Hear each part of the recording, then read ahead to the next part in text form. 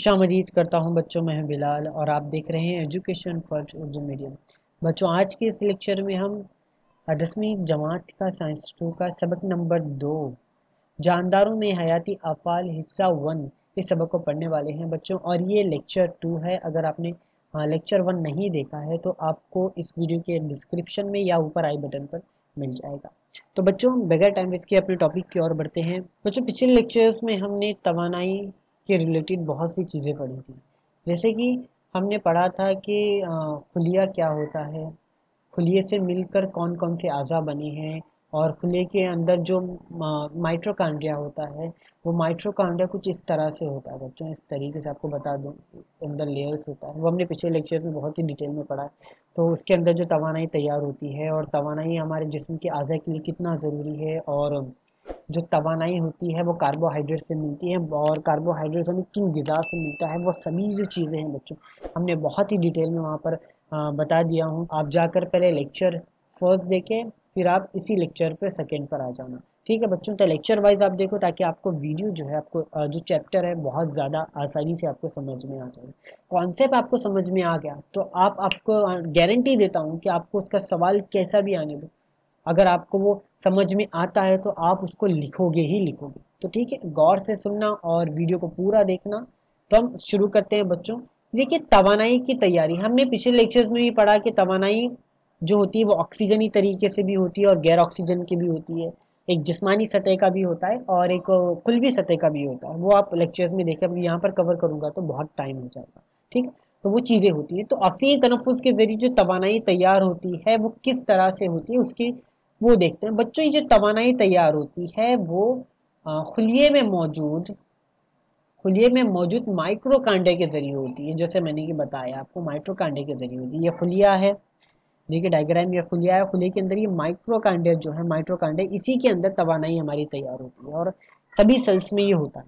तो ठीक है, ये सेल्स के अंदर ये माइट्रोकांड्रिया ही जो है तवानाई तैयार करते हैं। और तवानाई जो ये माइट्रोकांड्रिया तैयार करते हैं वो 3 स्टेप में तैयार करते हैं। पहली, शक्कर पाशीदगी, इंग्लिश में उसे ग्लाइकोलाइस कहते हैं, ग्लाइकोलाइसिस कहते हैं। और सेकेंड जो स्टेप है वो है ट्राई कार्बोजिलिक एसिड दौर, इसको क्रेप साइकिल भी कहते हैं। क्रेप साइकिल इसलिए कहते हैं बच्चों क्योंकि जो साइंटिस्ट थे उनका सरनेम, उनका पूरा नाम था सर हैंस क्रेप था, तो उन्हीं के सरनेम पर इन्होंने इनका नाम रखा है। जिन्होंने जिस साइंटिस्ट ने ट्राई कार्बोजिलिक एसिड दौर का डिस्कवर किया उन्हीं के सरनेम पर रखा। और बच्चों, इसी के साथ साथ इस क्रेप साइकिल को TCA साइकिल भी कहते हैं। क्या कहते हैं बच्चों? TCA साइकिल भी कहते हैं, ये भी आपको याद रखना है। TCA साइकिल मतलब वही ट्राई कार्बोजिलिक एसिड दौर का यहाँ पर साइकिल हो जाएगा। ठीक है, और थर्ड स्टेप में जो होगा बच्चों वो होगा इलेक्ट्रॉन मुंतकिल जंजीरी तामुल, ETC रिएक्शन। ये आपको याद रखना है बच्चों। सबसे पहले हम एक एक कर सभी स्टेप में देखेंगे कि एनर्जी किस तरह से तैयार होती है। फर्स्ट है शक्कर पाशीदगी, ग्लाइकोलाइसिस। बच्चों, ग्लाइकोलाइसिस यानी शक्कर पाशीदगी में क्या होता है कि खुलिये माये में ग्लूकोज के एक साल में का मरहलावार तजिया होकर पायरोक एसिड, ATP, NADH2 और पानी की 2-2 साल में तैयार होते हैं। यानी कि जब खुलिये माया में ये जो सेल्स है, ये खुलिया है, और खुलिये के अंदर जो माया होता है उसको काइटोप्लाज्म कहते हैं। ये काइटोप्लाज्म में प्रोसेस होता है। ये जो पतला पतला जेड जो चीज़ें रखी हुई होती हैं बच्चों, इसी को काइटोप्लाज्म कहते हैं। जैसे कि ये देख सकते हैं, ये सभी चीज़ें जो रखी हुई हैं, न्यूक्लियस है, और ये सभी चीज़ें जो जिस चीज़ के ऊपर रखी हुई होती हैं उसी को क्या कहते हैं, यहाँ पर काइटोप्लाज्म कहते हैं बच्चों। तो खुलिये माया में ही प्रोसेस होता है, ये खुलिया माया होता है, खुलिये माया में प्रोसेस होता है। बल्कि ग्लूकोज नामक कार्बोहाइड्रेट होता है, ग्लूकोज नामक कार्बोहाइड्रेट इसके ये होता है, इसी के अंदर ही प्रोसेस होता है। अब ये कैसे होता है, इसको एक व्हाइट बोर्ड पर लेकर चलता हूँ ताकि आपको अच्छे से समझ में आए।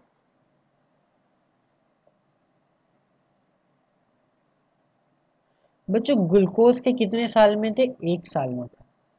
जब ग्लूकोज के 1 साल में से तैयार होंगे तो क्या क्या चीज़ें तैयार होती? जब ग्लूकोज की बारीक बारीक टुकड़े होंगे, उसका मरहलावार तजिया होता है, टुकड़े होंगे, तब क्या तैयार होगा? टुकड़े होकर वो एक पायरोक एसिड तैयार करेगा। ठीक, क्या क्या चीज़ें तैयार करेगा? वो एक पायरोक एसिड तैयार करेगा, और इसी के साथ साथ पायरोक एसिड तैयार करेगा, और इसी के साथ साथ ATP के सालमात तैयार करेगा, और ATP के सालमात फिर इसके बाद NADH2 के सालमात तैयार करेगा और H2O के सालमात तैयार करेगा, यानी पानी के सालमात तैयार करेगा। तो ग्लूकोज के जब बारीक बारीक तजिया होगा, तजिया होने के साथ ये सभी चीज़ें तैयार होंगी, ये आपको याद रखना है। और ये चीज़ें कितनी तैयार होगी, जब एक ग्लूकोज से तैयार होगा तो 2 पायरोक एसिड, 2 ATP और 2 NADH2 और 2 H2O यानी पानी के सभी सालमात तैयार होते हैं।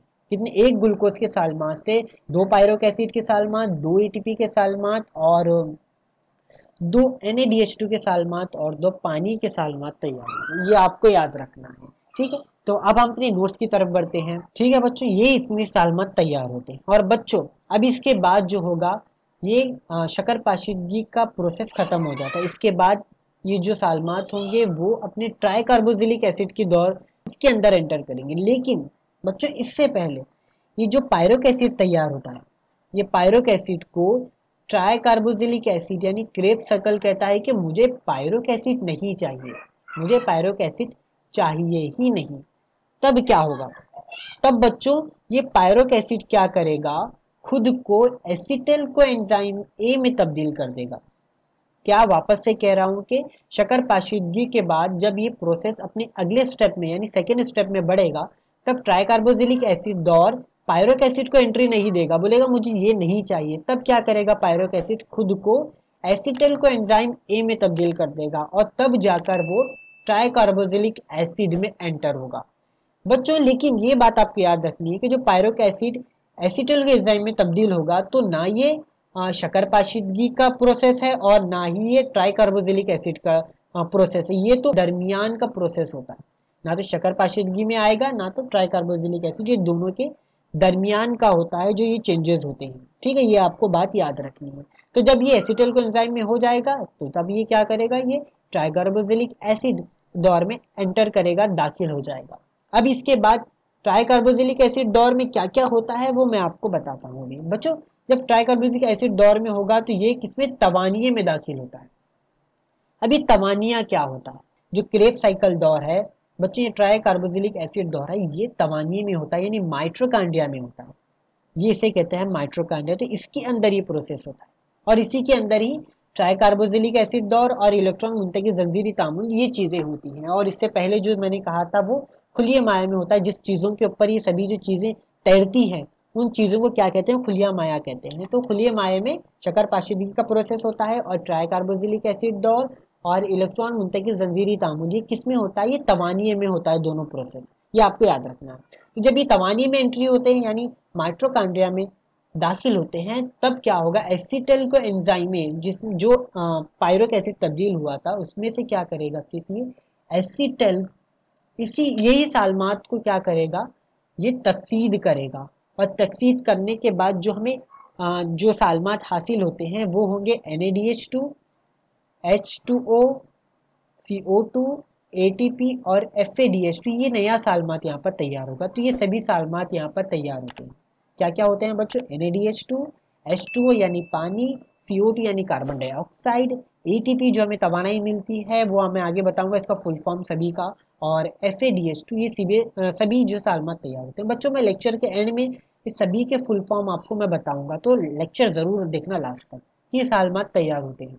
अब इसके बाद ये प्रोसेस में जो सेकेंड स्टेप है इसका कंप्लीट हो जाता है। इसके बाद क्या होगा, ट्राइकार्बोक्सिलिक एसिड के बाद ये अपनी थर्ड स्टेप जो होगा वो होगा इलेक्ट्रॉन मुंतकिल जंजीर तामुल, इसकी तरफ एंट्री करेगा, ठीक है। तो ये डायरेक्ट एंट्री करेगा, इसमें कोई भी चेंजेस नहीं होंगे। जैसे यहाँ पर पायरोक एसिड को एसिटल को एंजाइम ए में तब्दील हुआ, यहाँ पर ऐसा कुछ नहीं होगा। ट्राइकार्बोक्सिलिक एसिड दौर के जितने भी सालमात थे वो डायरेक्ट इलेक्ट्रॉन मुंतकिल जंजीरी तामुल में एंटर करेंगे, इस प्रोसेस में एंटर करेंगे। तो तब क्या होगा बच्चों, देखो तब बच्चों ये भी जो इलेक्ट्रॉन मुंतकिल जंजीर तामुल होता है ये भी तवानिये में ही होता है, ये भी मैंने कहा था याद रखने के लिए। अब क्या होगा, जो सालमात यहाँ पर आए थे उसमें से NADH2 और FADH2 के हर सालमात से, याद रखना मैं क्या बता रहा हूँ कि NADH2 के हर साल में से 3 ATP तैयार होंगे। कितने, NADH2 के हर साल में से 3 ATP और पानी और कार्बन डाइऑक्साइड तैयार होगा, और FADH2 के सालमात से 2 ATP के सालमात और साथ ही साथ पानी के और ऑक्सीजन के, ये सॉरी पानी और कार्बन डाइऑक्साइड के सालमात तैयार होते।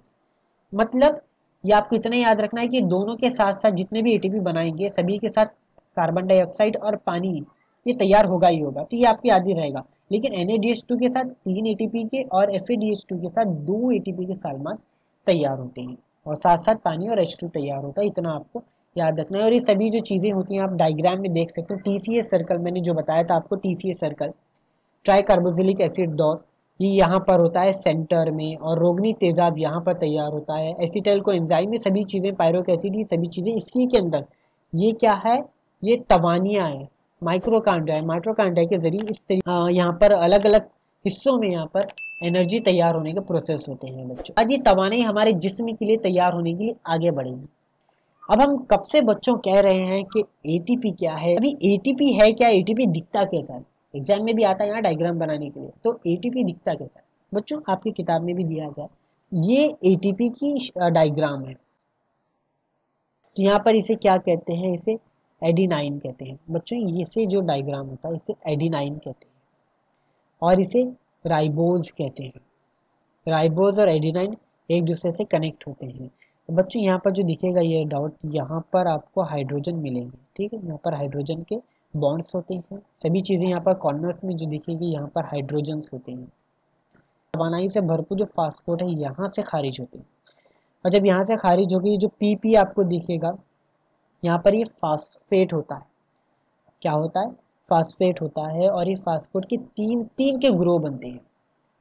कितने के, 3 के ग्रुप बनते हैं। और बच्चों जब हमें मान लीजिए अगर जिस्म को अचानक एनर्जी की यानी तवानाई की जरूरत पड़ती है, तब क्या होगा, तब ये 3 फास्फोट में से एक जो होगा यहाँ पर अलग हो जाएगा, और यहाँ पर ये खारिज हो जाएगा बाहर की ओर, मतलब जिस्म की तवानाई के लिए इस्तेमाल होगा, और बाकी के 2 रह जाएंगे। तब यहाँ पर इसे क्या कहेंगे, तब इसे ADP कहेंगे बच्चों। क्या कहेंगे, ADP कहेंगे। हमने क्या किया, इसे ATP कहते हैं, ठीक है। और यहाँ पर जब ये 2 बन जाएंगे, मतलब 3 से जब ये वाला अगर एक फास्फेट जो होगा वो तवानाई के लिए हमारे जिस्म के लिए खारिज हो जाएगा, इस्तेमाल के हो जाएगा, तो यहाँ पर सिर्फ 2 बचेंगे।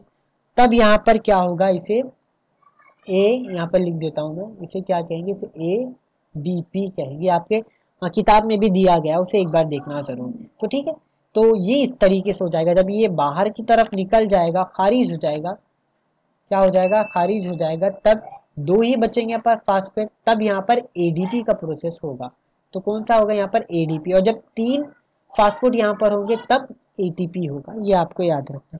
अब बच्चों ATP ADP इसका फुल फॉर्म क्या होता है, इसको मैं एक व्हाइट पेज पर लेकर चलता हूँ, वहां पर मैं आपको डिटेल में बताऊंगा। बच्चों पिछले लेक्चर्स में भी मैंने ATP के फुल फॉर्म बताया था, यहाँ पर भी आपको बता देता हूँ, याद रखें।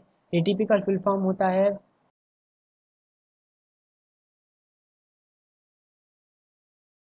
क्या होता है, एडिनोसाइन ट्राइफॉस्फेट। याद रखना ये कैसे बना, एडिनोसाइन ट्राइफॉस्फेट, तो इससे मिलकर ATP बना है।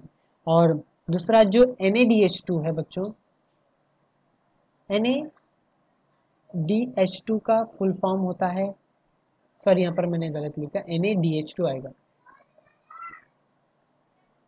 NADH2 का फुल फॉर्म होगा निकोटिनामाइड एडिनाइन।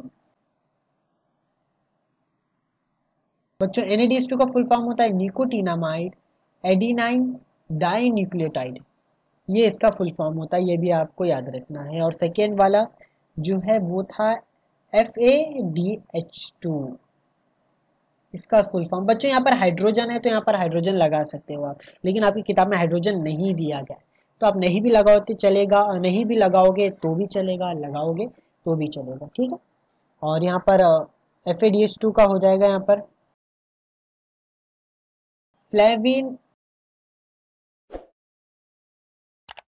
तो इसका फुल फॉर्म क्या होता है, FADH2 का फ्लेविन एडिनाइन डाइन्यूक्लियोटाइड। यहाँ पर सेम होगा, यहाँ पर NaDH2 में और FADH2 में बस फर्स्ट के जो वर्ड्स हैं वो यहाँ पर चेंज होंगे। यहाँ पर Na की जगह N की जगह यहाँ पर निकोटिनामाइड आ जाएगा और यहाँ पर F की जगह यहाँ पर फ्लेविन हो जाएगा। यहाँ पर सिर्फ पहला वर्ड होगा, बाकी के एडिनाइन डाई न्यूक्लियोटाइड और एडिनाइन डाई न्यूक्लियोटाइड यहाँ पर सेम रहेगा। मैंने क्या कहा कि 3 जो फास्टफूड की बंदिश बनेगी बच्चों, वो जब उसमें से अगर एक निकल जाएगा तो कितना बचेगा, यहाँ पर 2 ही बचेगा ना, 2 बचेगा तो यहाँ पर 2 बचने पर क्या कहते हैं, उसे ADP कहते हैं।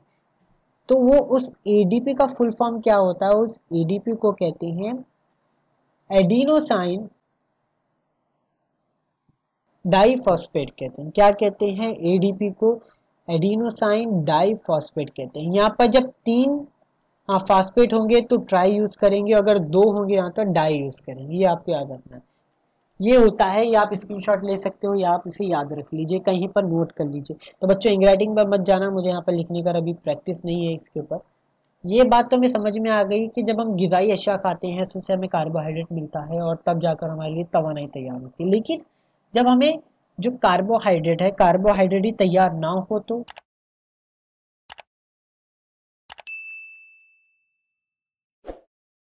जब हमारे पास कार्बोहाइड्रेट ही तैयार ना हो, मतलब ग़िज़ा ना खाएं, जैसे कि हम रमज़ान में रोज़ा रखते हैं या जब हम भूख हड़ताल करते हैं या किसी वजह से हम उस दिन खाना नहीं खाते, फाका कशी चलती, तब हम ग़िज़ा नहीं खाते तो कार्बोहाइड्रेट तो तैयार ही नहीं होगा। कार्बोहाइड्रेट तो हमें जिसमें जाएगा नहीं तो एनर्जी तैयार होगी कैसे होगी।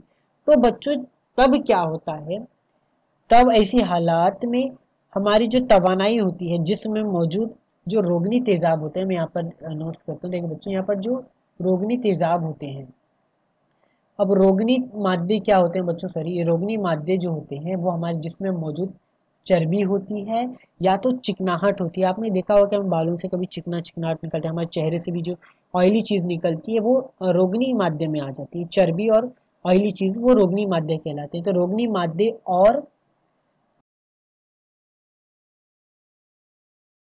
प्रोटीन का भी इस्तेमाल होता है। तो जब हम फाका कशी में होते हैं, जब खाना नहीं खाते, तो ऐसी हालात में रोगनी मादे और प्रोटीन का इस्तेमाल होता है। और बच्चों और इसके बाद वाला जो प्रोसेस होता है वो कैसे होता है, वो आपको थोड़ा सा समझा देता हूँ बच्चों। जब रोगनी मादे होंगे तो रोगनी मादे क्या करेंगे, खुद को किस में तब्दील करेंगे, खुद को रोगनी तेजाब में तब्दील करेंगे। ये आपको याद रखना है, किस में तब्दील करेंगे, रोगनी तेजाब में तब्दील करेंगे। और जो प्रोटीन होगा वो प्रोटीन खुद को अमीनो एसिड में तब्दील कर देगा। क्या करेगा, खुद को अमीनो एसिड में तब्दील कर देगा। ये आपको याद रखना है। और इसके बाद ये रोगनी तेजाब और अमीनो एसिड जो चीज़ें हैं वो एसीटल को एंजाइम में तब्दील हो जाएंगे और फिर इसके बाद कार्बोक्सिलिक एसिड दौर में जाएंगे और वहाँ पर तामुलात के ज़रिए तवानी में मुकम्मल तकसीद होगी। बाकी के जो प्रोसेस थे वहाँ से होकर ये तवानाई हासिल होगी। तो ठीक है बच्चों, अगर आपको वीडियो पसंद आए तो ज़रूर वीडियो को लाइक कर देना और बच्चों कोई भी सवाल हो तो आप ज़रूर पूछना। तो हम मिलते हैं अपने नेक्स्ट लेक्चर में।